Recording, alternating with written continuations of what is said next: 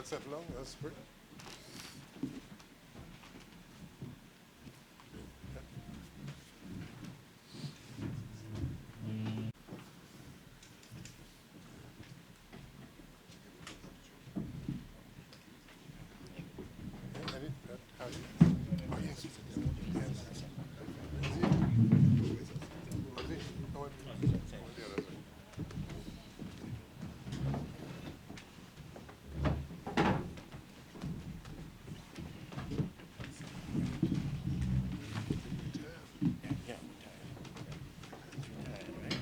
Father, we pray, oh God, that those that will hear, oh God, that will take it within their heart, oh Heavenly Master, and as they take it within their heart, oh God, that they will respond, oh God, in a way that we will save the patrimony of our country, oh God, the oil industry, dear blessed Father. Father, we pray, oh Heavenly Master, that the word would go forth with might and with power and with clarity, oh God, in the name of Jesus. Father, we pray, oh God, that you continue to keep that hedge around the President General, because we know there are darts and arrows pointing against him. But this morning, oh God, we cancel every plan, oh God, that they may have, and every purpose, oh God, that they are trying, oh Heavenly Master. Father, we speak truth this morning. We speak truth, oh God, in the name of Jesus, and we claim victory over this situation. Father, bless every officer present here, oh God. Remember us with your mercy. Father, and help us as we continue to carry the message at our workplace, at our community, oh God, and the various people we meet, dear God, that we will do it with a boldness, dear God. Father, we pray, oh God, that you'll continue to keep us, guide and protect us. In Jesus' name we pray. Amen. Thank you very much for coming. We know that it is a lot of inclement weather this morning and you had to brave the rain to be here, but thanks all the same. This morning we want to give you a brief update as to where we are in our campaign to spread the truth on this issue throughout Trinidad and Tobago, the truth about the real issue with respect to what is planned for Petrotrin, and of course what are the facts around the whole Petrotrin situation. But this morning we have with us in our presence here comrade, a dear friend and comrade, a retired Director of Energy operating in Industrial. Industrial is our global union. The OWTU is an affiliate to Industrial, and our dear friend and comrade Jim Catterson is here with us in this press conference this morning, so we want to welcome the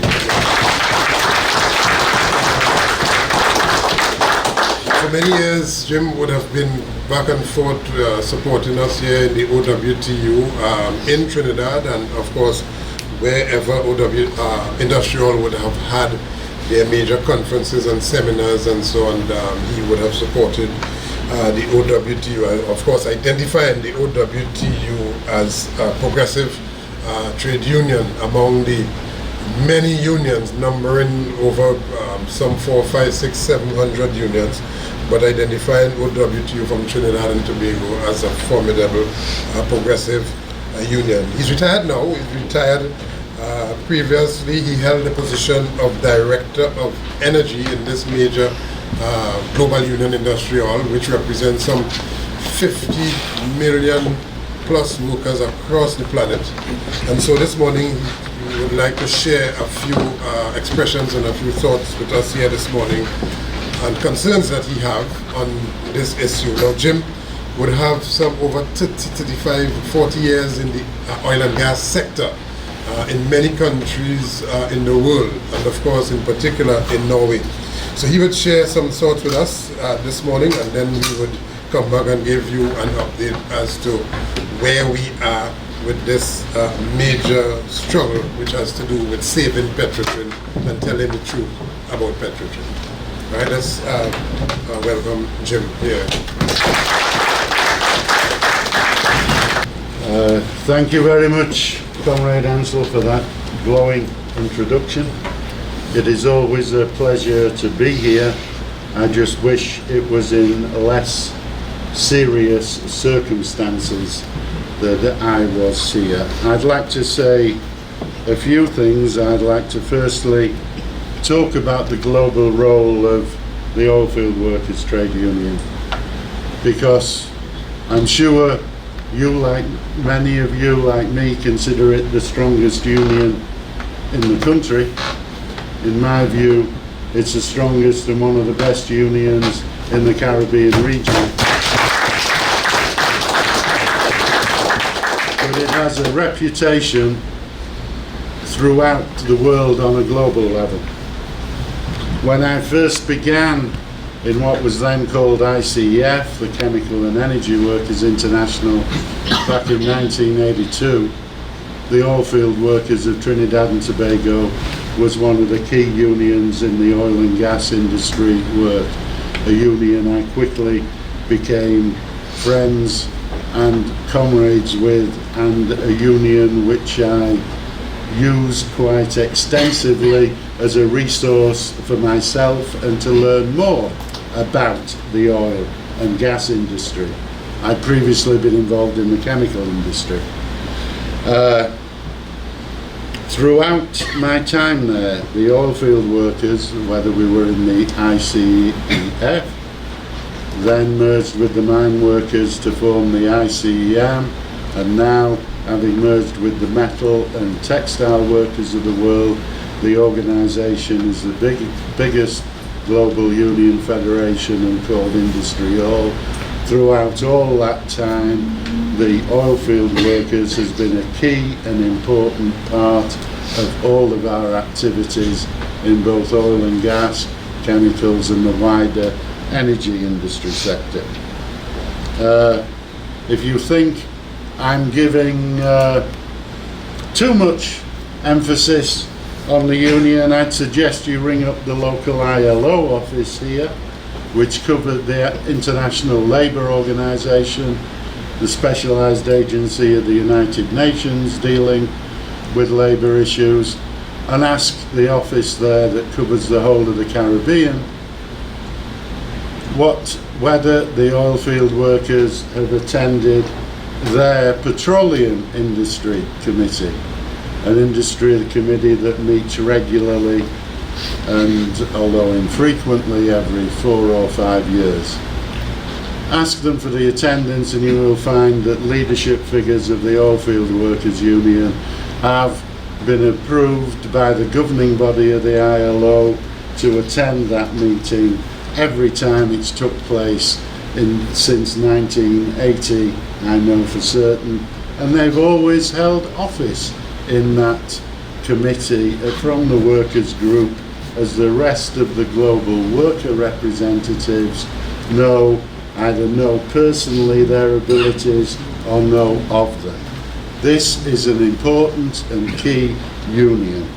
I emphasise this because in looking at the situation of the proposed closure of the refinery, it makes no economic sense whatsoever. As Ansel said, I have just retired. I'm 65. I'm old enough to remember the miners' strike in Britain when Margaret Thatcher decided to take on the National Union of Mine Workers and destroy it. And I see remarkable similarities because that was a strike that was forced by the government, and a union was broken, but they'd won economically a dozen times over. It wasn't about economics whatsoever. Indeed, I remember there was coal being imported on fishing boats, landed in a little harbour called King's Lynn, from fishing baskets to unload fish at a cost of around £2,000 a tonne when the market price of coal was £50 a tonne. So this is what this situation reminds me of. It makes no economic sense. First of all, if you're a country which has oil and gas resources, there are immense questions and abilities of energy security. You have your own energy supplies, that is important. It is also, when it's oil and gas, important for the development of the wider economy and the country as a whole. And that makes it important to have it where it can be in public ownership. Now, in the many corners of the press and media, public ownership is not the most popular form of economic organisation. But I'll back up what I'm saying by giving you just an example. Look at the investment strategies of the United Kingdom and Norway in the North Sea.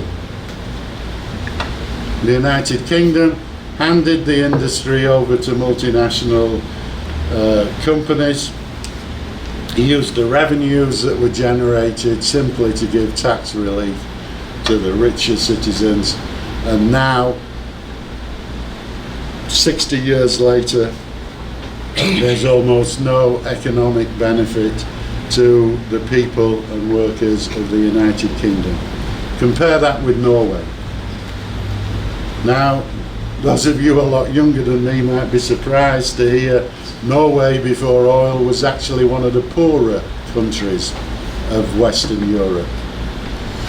It's a country principally of farmers and fishermen, no experience of the oil industry or wider industry in general. At one point its major export earner, its major foreign currency earner, was exporting tins of sardines. Look at it now when it's created, first of all, its own publicly owned national oil company, Statoil.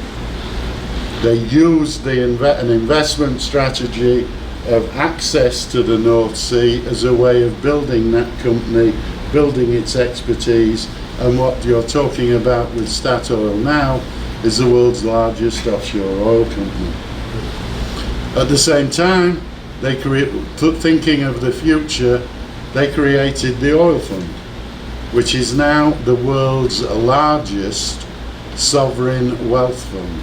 It's also the most transparent. I think it's the largest investor on stock markets worldwide. It holds trillions of dollars, sorry, hundreds of billions of dollars in that fund, which is successive Norway governments preparing for the future after oil and gas. It's commonly called the pension fund. It's a pension fund for the country. They've managed to combine that, by the way, with massive infrastructure investments throughout the period of oil production, and they have a strongly organised workforce, which is probably the highest paid oil workers in the world, and certainly has the best terms and conditions of employment of any oil worker in the world. That's what public ownership of an oil and gas industry can do for a country if it's handled properly. Now let's look a little bit at refining. I don't want to go into the detailed economics of the refinery. There are far better people here than me to describe that. But in general terms, the vast majority of the industry is in the hands of integrated oil companies. Oil companies, perhaps you can call many of them from the well to the wheel. They explore, they drill, they produce, they refine, they market. Why is that the most popular way of operating? Well, if you look at refinery costs, the largest by far operating cost is the price of crude oil that you're refining. The reality is, when the oil price is low, then refining is exceptionally profitable. When the oil price is high, it's more and more difficult to make a profit in refining. But if you're an integrated company, it's almost like swings and roundabouts.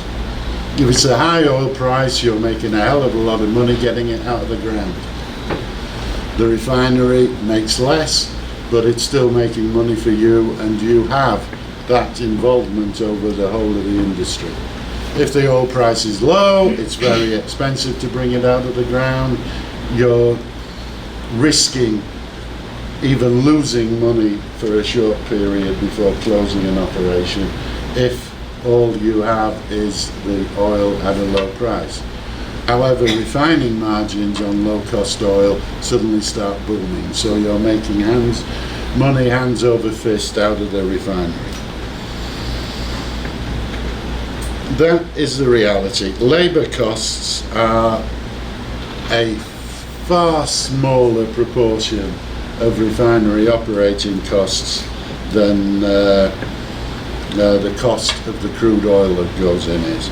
Indeed, commonly they can be under 10% of your actual operating costs. Oil workers are highly skilled, highly educated, handling equipment that is worth millions of dollars and is potentially dangerous. Start pressing the wrong buttons and you cost the employer a fortune. Press too many of them and the worst case scenario is there is no oil facility, there's a big hole in the ground and a lot of dead people. So they should be highly paid workers, but nothing like the costs that we see described in the, I'm sorry speaking to the media, but in much of the media that I've heard of, there's been salary levels quoted that are completely fictitious. What is going to happen if this refinery closes? Well, I think it was just yesterday, for the first time, it was officially said that there's 3,500 jobs at risk, not 1,700 as described previously. The actual reality is, though, there's far more. There's another 2,000 contract workers, they'll go, casual workers, that's 5,500. There's whatever companies locally are doing, carrying out shorter term contracts within the refinery. I can't quantify those, but it's a fact for every big industrial facility like this. It'd be the same with a car factory. It'd be the same with a major food factory. For every direct job, every person directly employed by that employer, there's 3 or 4 others in the community that depend upon that employment. The closure of that refinery will decimate this part of the country, and ultimately it'll decimate the economy of the country as a whole. That's why I said at the beginning, I cannot see how this makes any economic sense whatsoever. Unemployment, not in 3,500 or 1,700, unemployment of tens of thousands of people in the south. All of a sudden, they're not contributing to the national economy through taxes. They're not contributing to the local economy through what they spend. A downward spiral into poverty is what will be the result of a closure of that refinery. Solution? Well, I know there's going to be a detailed report from the union presented to you that I believe has already been presented to the government. They presented it to Petrotrin free of charge. I understand that Petrotrin McKinsey produced reports and McKinsey charged tens of millions of dollars for the report. Well, you've got one which would have as much economic veracity as anything produced by them for free from a union recognised globally as not only a progressive force but as an authority on this industry. There's only one solution. The 3 people, the government, the union and the government in terms of the management of Petrotrin, have to get round the table and discuss the future of the industry, the future of the economy of the south of this island, and the future of the economy of Trinidad and Tobago. That is the only way this will be resolved in a way that the country survives. And I have one final question. Destroy the oil industry and the integrated oil company and refining. You're going to have to import all of your energy needs, all of the petroleum products that the refinery presently produces 100% of Trinidad's needs, and indeed exports throughout the Caribbean. Where are you going to get the foreign currency from to buy in all of the things that you need, that you presently now produce yourselves, and indeed earn foreign currency by selling throughout the region? I thank you for the opportunity to speak.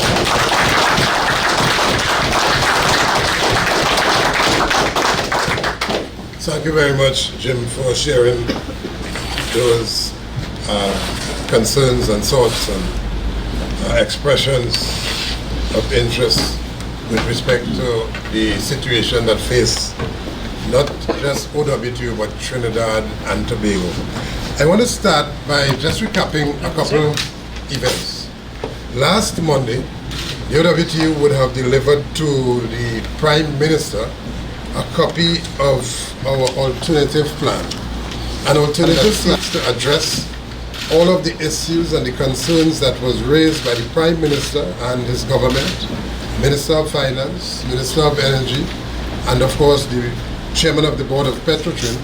All of those concerns were addressed in the alternative plan, and in setting the framework for discussions going forward, whatever subsidiary concern that would rise out of the discussion, we are certainly prepared to address those. So it was a strong and clear indication that we are not just talking about an alternative, but we actually put before the government an alternative. An alternative to sending, not just as was mentioned by Jim, not just the 3,500 workers, but an additional 2,000 workers. That is your casual and temporary workers who rotate and in and out basis on a monthly period. So you have your 3,500, your 2,000 casual and temporary workers. Then you have 3,500 service provider employees, contractor employees, and so on, giving you a grand total of some 9,000 workers, 9,000 employees that will be directly impacted by the closure of Petrotrin. Let me just say that again. When they start to speak about it, the Prime Minister on the one hand quotes 1,700 employees, and then you have the Chairman saying 3,500. But the Chairman would have, for yet another occasion, over a couple of days ago, would have confirmed what he had confirmed with us when he discussed, that it is not 1,700 workers, it is 3,500 workers. All the employees of Petrotrin are going to be sent home, Trinidad and Tobago. They are going to shut the company down. So when the Prime Minister says 1,700, you can't trust these figures that they are flinging around the place. It is all 3,500 plus 2,000 casual temporary employees and 3,500 contractor employees and project type employees have given you a total of some 9,000 workers. And when you multiply that by an average of 5, you end up with over 40,000 human beings that are going to be impacted by the closure of Petrotrin. And then when you add to that the question of the local economy, as was just mentioned and identified by Jim, the local economy in the fence line communities, Point 14, Santa Flora, Forgizo, Faizabad, and so on, Penal, Barapok, Waiagwari, Marabella, Claxton Bay, as far as Point Lisas, and you have Gasparillo and so on, and all of the adjoining communities, and even San Fernando, all of these businesses are going to be impacted. So now that is huge. And we, in looking at it, I don't think that they would have think this entire thing through. They would have just jumped up and looked at the whole issue of just a bullet payment. But thinking it through, we think not. This has not been thought out properly. And therefore, the catastrophic impact that is going to impact the country as a result of that, our proposal would seek to address and to prevent that from occurring. And so our proposal, I need to remind you, Trinidad and Tobago, needs no cash injection from the government, absolutely none. It preserves energy security for the country because we are the providers of our own energy for energy consumption in the country, and therefore we preserve our own energy security for our industries and for our local consumption and so on. It saves the economy in South, as I mentioned, and of course it saves the economy as wide as Trinidad and Tobago. And it is a net earner of foreign exchange. Shutting it down will have you have to find foreign exchange from heaven knows where. But Petrotrin, our proposal would have Petrotrin remain as a high earner of foreign exchange for the country's usage. And of course, there's no additional borrowing on the part of the government. So at the same time, the government can collect revenue. The government does not have to expend any money at all. The government, in collecting that revenue, will earn foreign exchange.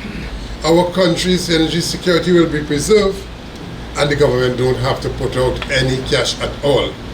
And so all of the issues that they raise with respect to Petrotrin being downgraded, and that being downgraded will, the country will also be downgraded, all of those issues will be addressed in the union's proposals. We took all of those things into account. We listened to them carefully, and we responded in a very comprehensive proposal that will treat with those issues. Now, in the face of those issues, why is the government still hell-bent on going down that road?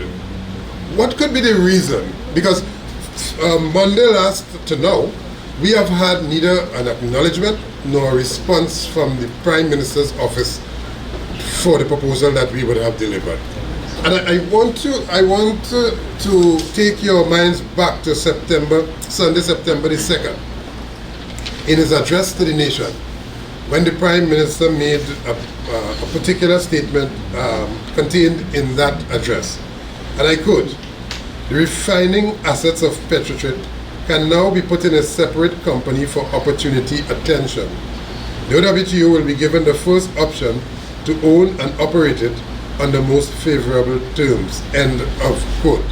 Now, we would have deliberated extensively and develop a model that seeks to align itself with our principle that the people retains the asset, and against that background, we would have put forward a proposal to the Prime Minister himself.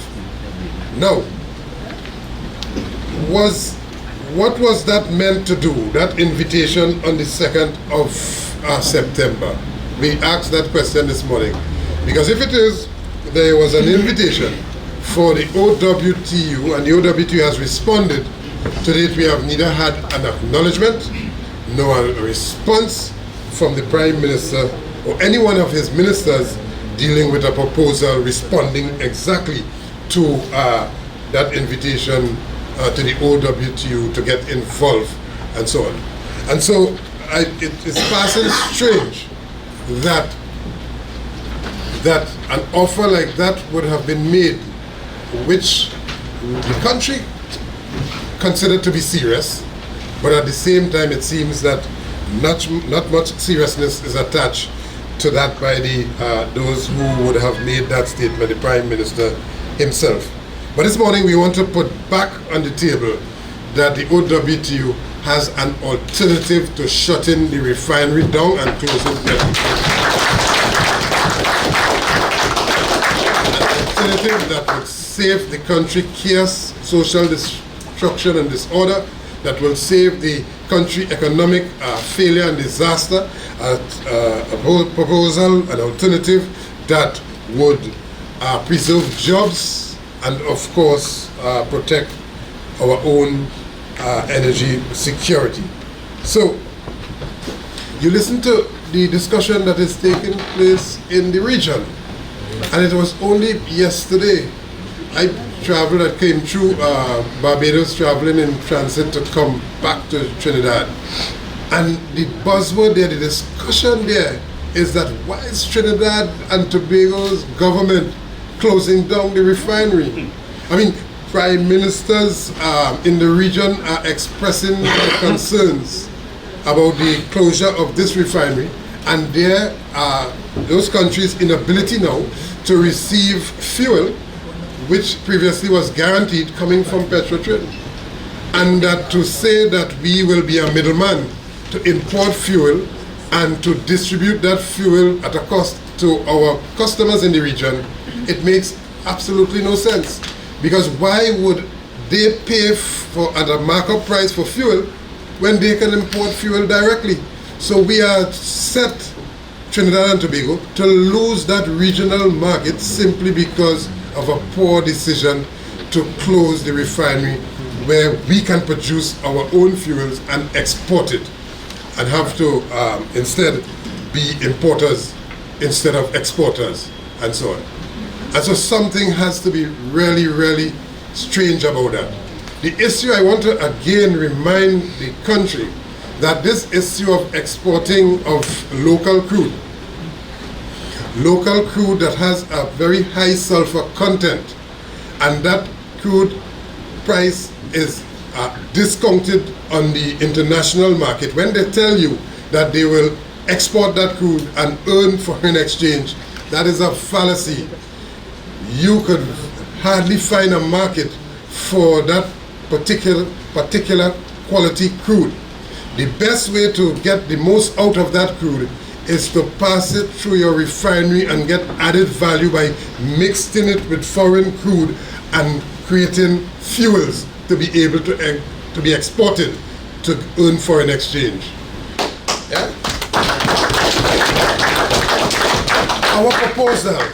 Our proposal addresses the current production rate. The current production rate is of 40,000 barrels per day. Our proposal, once we restructure Petrotrin in a most radical way and treat with all of the issues of inefficiencies, the issues of duplication and so on, and have a very sharp focus on productivity and production and so on, our proposal with very little, minimal capital injection, if any, would see the production rate moving from 40,000 to 60,000 barrels a day without any major capital injection. And that we produce more crude, and that additional crude, that increased volume now, will have us import less, but we will be able to have a mixture to continue to go to our refinery and to create the products that is used on the local market, on the regional and the extra regional market. So what is driving this decision? If the union has come up with a proposal on the one hand to treat with exploration and production, land and marine trimmer, increase the company's indigenous crude oil production, and on the other hand came up with a model to save the government from being downgraded and so on, why is the government not responding to the union's proposal? At its very least, to open discussions, to be able to open the door for solutions, to be able to bring resolution to this most untenable situation. What is driving their decisions? Yeah? You know, we ask, how did they arrive at this decision? I want to put that question back on the table. It seems that they do not want that question. Let's focus on that.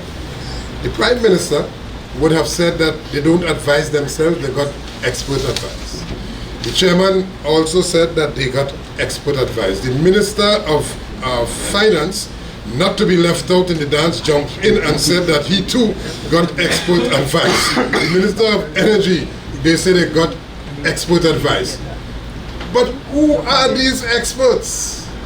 Who are these experts, and what precisely is the advice that they give to the government of the Republic of Trinidad and Tobago to close down your one refinery, your potential for economic independence? Who gave you that advice? We call on the government to make that report public. Let us see. We have made our alternative plan public. Let the country see that expert, whomsoever that expert is, and what precisely is the nature of that advice. Because the Lashley Committee did not recommend the closure of the refinery, may I remind you. The Solomon and Associates, they did not recommend the closure of the refinery. The presentation before the Joint Select Committee by the board itself and its chairman on the 21st of February this year also did not recommend the closure of the refinery. Where did that come from? It came from somewhere out of the thin air. And we are very, very suspicious about this nebulous arrangement and all of this cloud of suspicion that surrounds a statement coming from the government that says they got expert advice. Well, tell the country who are those experts and publish the report so all of Trinidad and Tobago. Because we challenge the premise upon which such advice was made, and therefore to be able to engage in an active debate, the cut and thrust of that debate, put those numbers on the table, put that data on the table, and let us compare it with the data that we have.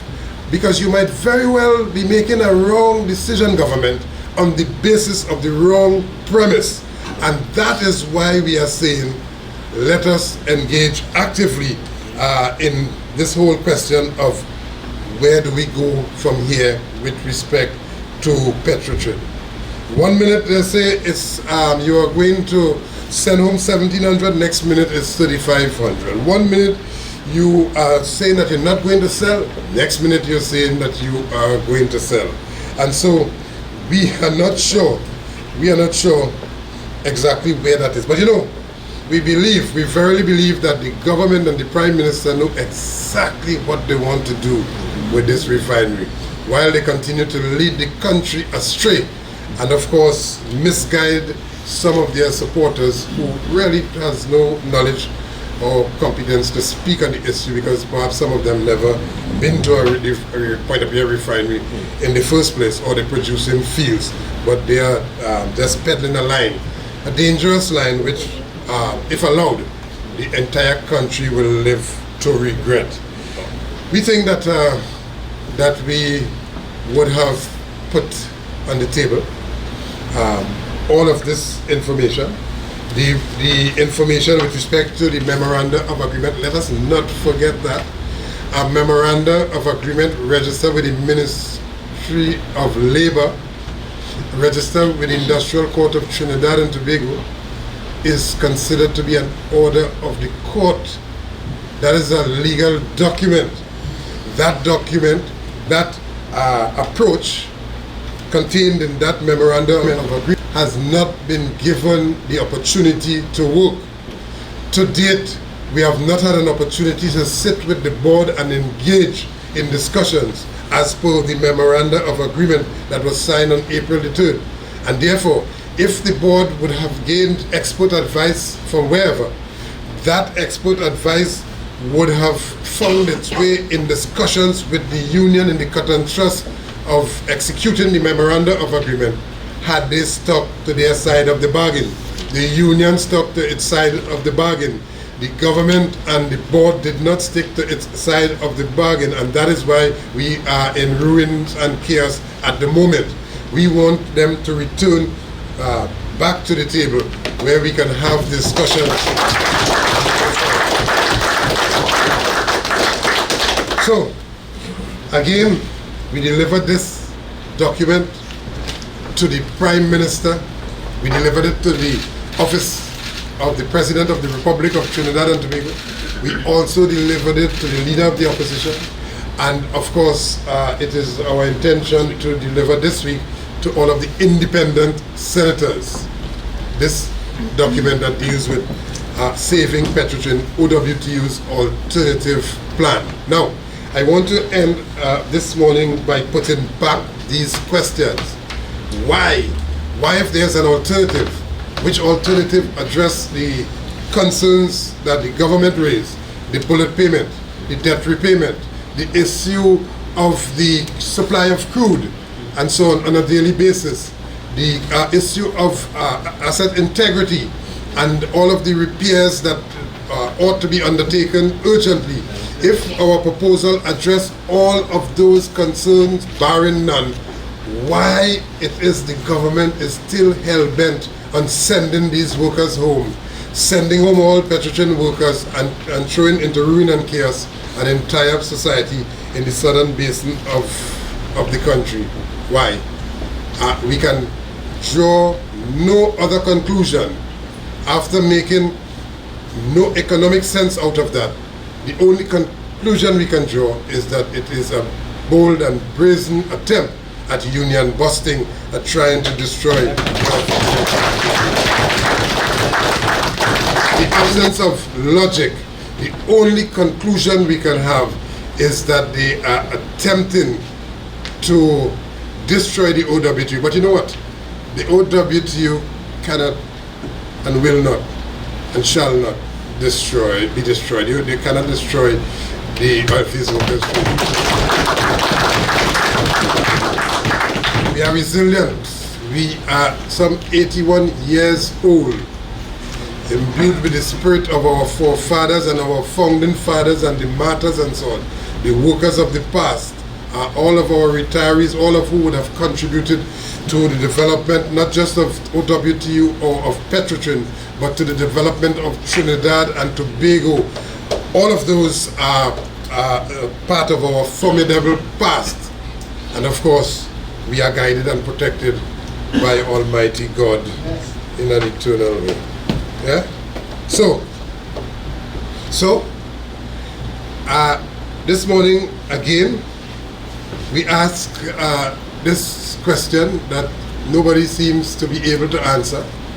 If Petrotrin is dissolved, if Petrotrin do not exist again on the books, if Petrotrin is no longer an entity, who will be prosecuting A and V drilling? What will happen to the case with A and V drilling that Petrotrin would have gone all the way up to the Privy Council not too long ago? That's a question for the supporters and those who are peddling the misinformation that has been put out by the Minister of Energy and of course the Prime Minister himself and those in the government who support this issue. I want to again clarify our position with respect to our proposal. You know, in our proposal, option 2, we had said and we maintain that since this offer was made to us, the OWTU is inundated with a significant number of interested parties and interested investors and so on, interested financiers, of international repute, that are seeking to work in a joint arrangement with the OWTU. In other words, the issue of financing, dealing with all of these financial issues is no longer a problem for us to undertake. And therefore, it is against that background we could find the strength and the commitment to treat with this issue and put to the government such a proposal. Now, in addition, I also want to again clarify the issue of the 15% contribution coming from the workers. It is not a pay cut. Can I say that with absolute clarity? It is more novel than a pay cut. It is the workers contributing some 15% of their earnings per month or per week to go towards financing a bond which will assist in treating with all of these outstanding debts. The workers are prepared to invest in Petrotrin. Yeah, it's an investment. Pay cut is just a myopic approach. It is more progressive than just a pay cut. It is the workers investing, and they too at some point will be perhaps even encouraged to invest more and more and more. But our standard proposal contained in our option 2 as an alternative to shutting Petrotrin down is to have credit unions come in and assist with the contribution, the pension funds come in and assist with the contribution, and of course the workers themselves contributing collectively some 15% of their wages to this bond payment so that we can finance all of these undertakings and so on.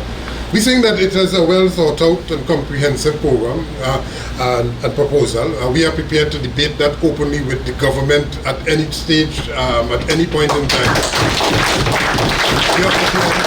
We are prepared to say exactly how we are going to get that additional 27,000, moving from 40,000 to 67,000 barrels of crude per day. We can tell you exactly which well, which location, and so on, which platform, which block station, and what exactly we are going to do to gain that extra 27,000 barrels, bringing you to a total of 67,000 barrels per day. And so when the government speak on their proposal to close the refinery down, it's very nebulous at best, and there's absolutely no details. The OWTU is supplying the most finite details of our proposal as to how we're going to achieve success and viability for Petrotrin, and we think that the country is owed the benefit of hearing our proposal, because if the country does not hear our proposal and the government is allowed to go down that one-track road, we will end up in chaos and total ruins, and so on. That we want to prevent. 67,000 barrels of crude, the revenue earned from that by keeping this refinery running, workers contributing to their own development through contribution to a bond, the country earning foreign exchange. That is the way we'll be able to get money to what? Build more schools, finance proper beds and medications in the hospital, and so on, more roads, more developmental work.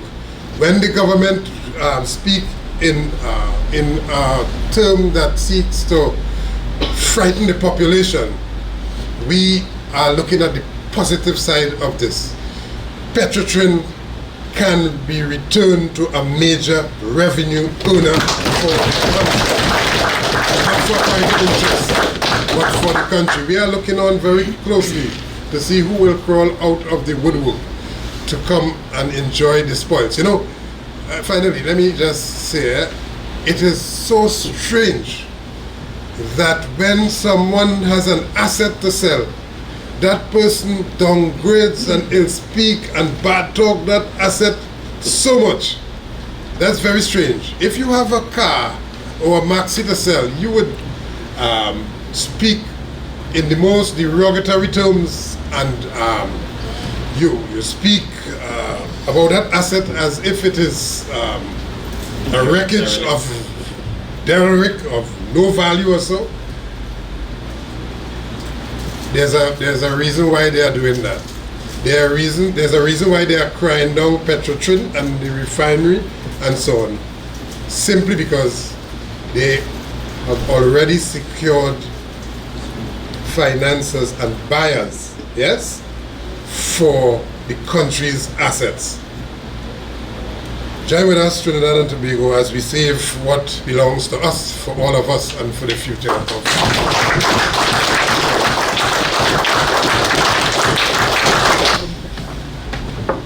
Yeah, so any questions? What exactly does Petrotrin export to the Caribbean region? What they what? What products does Petrotrin export to the Caribbean region?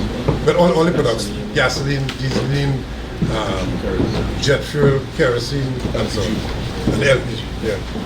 It's a suite of products Now, that which we use, yeah. there was a report a few months ago that said because of IMO regulations that the cost of diesel or the price of diesel was supposed to go up for especially ships, maritime, vessels. Wouldn't this have helped Petrotrin in any way? Especially because they were talking about the high content of diesel. And I know the ULSC plant was supposed to be completed. It has not been completed. One of the recommendations the last report had was for the completion of that ULSC plant as well. So is it that Petrotrin could have stood to benefit from the ULSC plant being built as well as the higher cost of diesel that is expected? Yeah, well, that is exactly that. And our proposal, first of all, seeks to address the completion of the ULSD, of that plant, so that we'll be able to be abreast of the competition to be able to sell good quality diesel on the open market. Now, Petrotrin doesn't have a problem for markets. They don't have a problem for markets. And the refinery has an ability to be able to be malleable enough to swing, to be able to produce the type of products that is needed, so that you have plants that can be flexible enough to produce one set of products based on the particular order, and another set of products based on the particular order. Very unique and complex operation, the Point-of-Bear refinery, that is being described in the most derogatory and derelict term coming from those who are supposed to know better.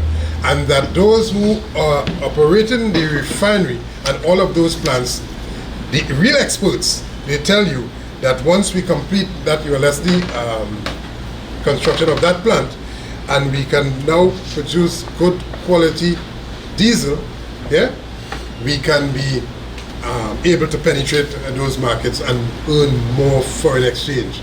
And that is why, that question you asked there is very important. That is why we continue to make the point that the high sulfur content you have in the crude that they are talking about, they're going to export. They tell the ordinary man in the street, we will export the crude.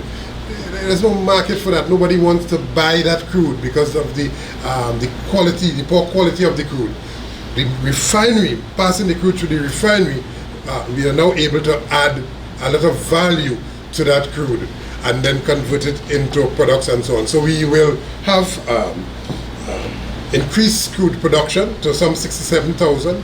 And then there's also a particular model called production sharing contracts, where in our proposal we can go after the reserves, the guarantee reserves, yes, of good quality crude in Southwest Soldado, to have us even import less, but take ownership of the crude that we pass through the refinery. Now, the oil is beneath the earth and beneath the sea. The oil is there. You can't wait until this, the use of oil as a fuel goes out, then to extract it. Now is the time to extract all of the oil that is proven beneath the seabed, and of course beneath the earth on land, and to make the most out of it, to be able to procure it for future generations and so on.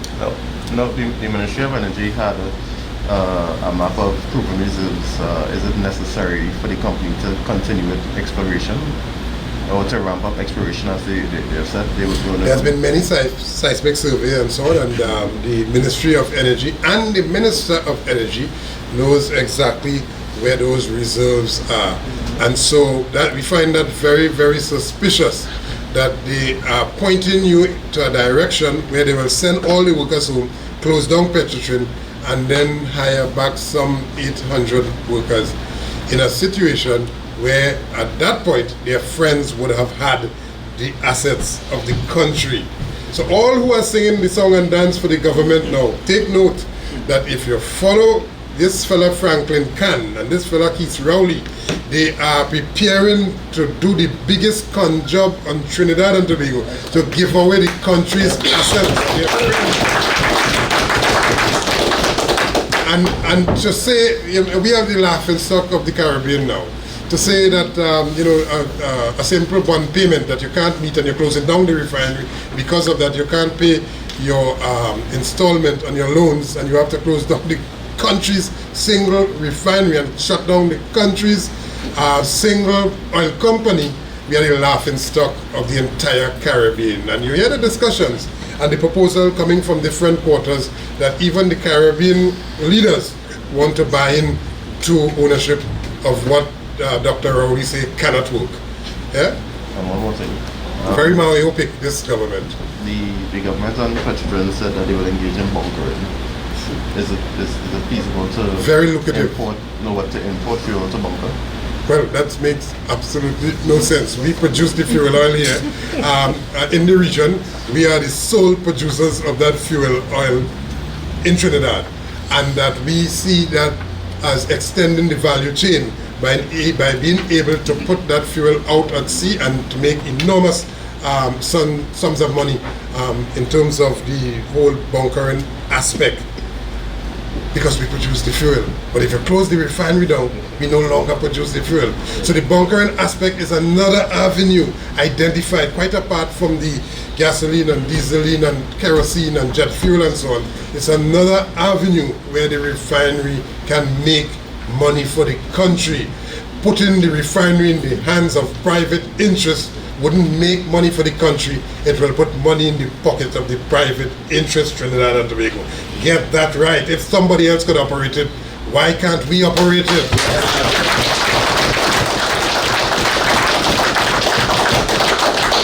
Yeah? All right, so thank you very much for attending. And we want to thank Jim, our comrade here. People in Portsmouth asked me, I think it was about Jim. So I don't know if Jim wanted. People in Portsmouth. Jim, you can tell me what was your input here with it? No.